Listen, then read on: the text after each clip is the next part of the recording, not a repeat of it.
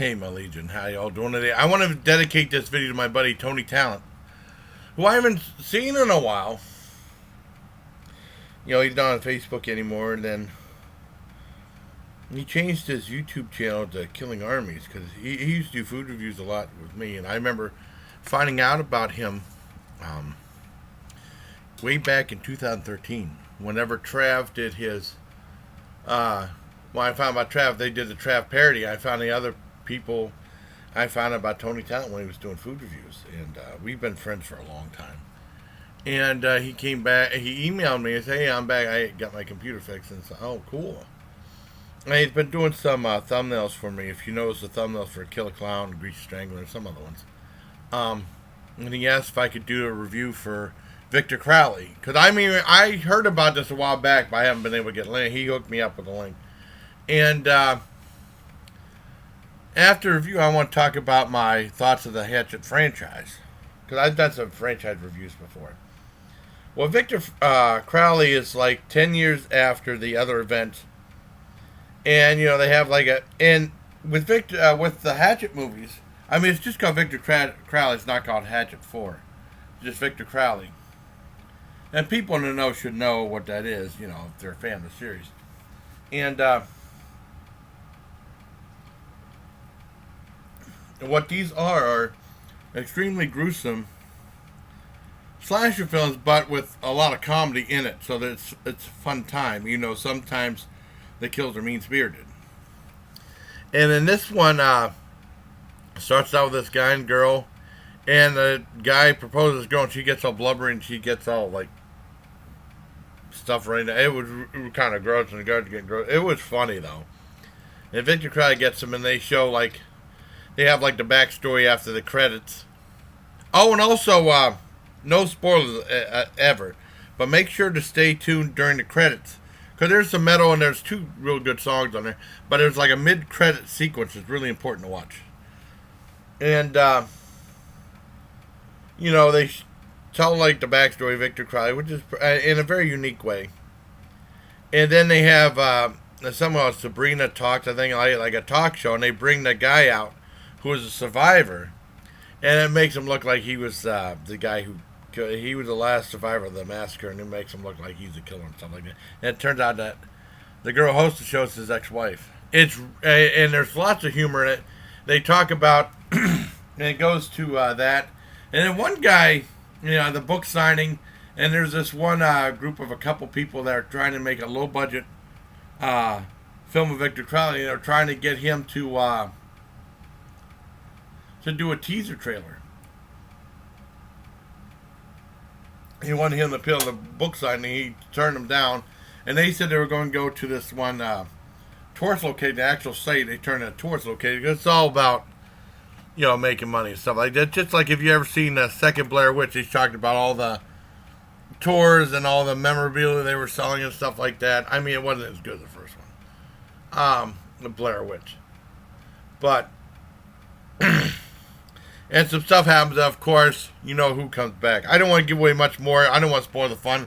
Lots of funny jokes. And like I said, the kills are a lot of kills are mean-spirited, but it's meant, but they keep the humor up. It's fun. It's meant to be a good, gruesome time. Like, similar to like Reanimator, like in the 80s slash films, except, you know, maybe a little more self-aware. I don't know. But, I mean, I thought it was a lot of fun. I looked on Rotten Tomatoes, and they said the fans of the series might be disappointed with this one. It doesn't have the same feel as it. I thought it did. It's just a fun time. So I give it a 9.5 out of 10 for Victor Crowley. Now, I want to talk about the Hatchet franchise, and this is all from memory. I haven't seen them in a while. I remember back when I used to buy DVDs, I don't anymore. Back when I did go to Walmart, and they had like all these, I would usually go to the horror section and stuff like that, but I check out other movies too. And I remember I saw the Hatchet, and it was like $9.99. I was thinking about getting it, but I was like, I don't know. Hatchet, you know, because it's like, if you have any like the channels on Roku, the horror channels, you like scan through all these and like, I don't know if this would be good. I mean, it's really weird because there's too many now. Just like people say, you check out this show, check out this. There's too many movies. You can't see them all. Somehow you just have to pick and choose. You know what I mean? Just like starting a new TV series you never saw. It went for like 6, 7 seasons. It's a big investment of time. But I mean, you have to pick and choose what you want to see. Well, anyway, I kind of just forgot about it. But I remember it was there. And then I remember seeing it on. Wait a second. I saw some trailer for the second one when the second one came out. And they said, well, the first one was R-rated, then we had like a unrated release for DVD or something like that. This one is like the first movie in like 20 years to be released to theaters with that's unrated. So they want to keep all the gruesomeness intact. Or something like that. I think that was the slogan or something like that. I'm like, oh man, I want to see Hatchet. Of course, I couldn't find it. And we had something called Free Movie Pass. I mean, it was Movie Pass. I don't know if it's still there or not, but I mean, I'm not going to bother with it now. I got Roku and stuff. But I mean, at the time, this is way before the channel. They had Movie Pass. Well, Movie Pass now sucks anyway. It's just Disney. Because before it was Disney, Fox Movie Channel, FearNet, and Viewtopia. And Viewtopia actually had some of the new released full moon movies that just came out. Like I reviewed that one Evil Bong movie, 460 or whatever it was, like the month it came out, which is really cool. And I saw it with Dad. It's only 48 minutes long, but I don't know if I can deal with any more Evil Bong movies. I saw it after 5 and 6. And they had FearNet and they had Uncut Horror Movie. And we were watching that for a while. And my dad was always getting mad. I didn't want to do it watch horror. He just wanted to watch football and baseball. And we watched Hatchet. And I said, well, let's check out Hatchet, see if it's any good. And it was really entertaining and very funny. Tony Talant was in it. Kane Hodder played the Victor Crowley monster guy. And also, it had one guy that looked familiar. I couldn't remember who he was from. And my dad said he was from Psych, the show Psych. Because, I mean, we used to, this is back when I used to watch USA a lot because of wrestling. I kind of stopped watching wrestling. I lost interest. But I never saw Psych, but they had so many commercials for it, you pretty much knew the two guys by face. So that guy looked so familiar, and Dad, he was in Psych. Oh, so okay, cool. And I really enjoyed the first Hatchet. It was a lot of fun. The story was good. I mean, I'm surprised they made so many because they said the budget on Wikipedia, the budget was $1.5 million, and then only grossed like $208,000, surprisingly. So, I mean, movies lose money. I don't know how they can afford to keep making the movies. But I really enjoyed the first Hatchet. I gave that 10 out of 10. Now, I know the second Hatchet, I didn't know there was a third Hatchet till a little later. And what happened, I mean, I think I saw Hatchet in 2010, maybe. And then I found out, like Christmas 2014, my sister bought me a Roku. And we were really excited about it. We just had it was before I could add all the different channels to it, because I didn't know that much about it. I saw like different Netflix. We were pretty much watching Netflix. And I'm watching The Dictator, the Sacha Baron Cohen movie, which I thought was really funny. And then I found out later on they had Hatchet 2 and 3 on there. I watched that. I love the second Hatchet. And the one thing with Hatchet, they end real abruptly. And then it's like Hatchet 1, 2, and 3. Like sometimes it's like you pause it and then you unpause it and it starts the movie. It's really weird how they pretty much start from the very ending of the other movie, you know.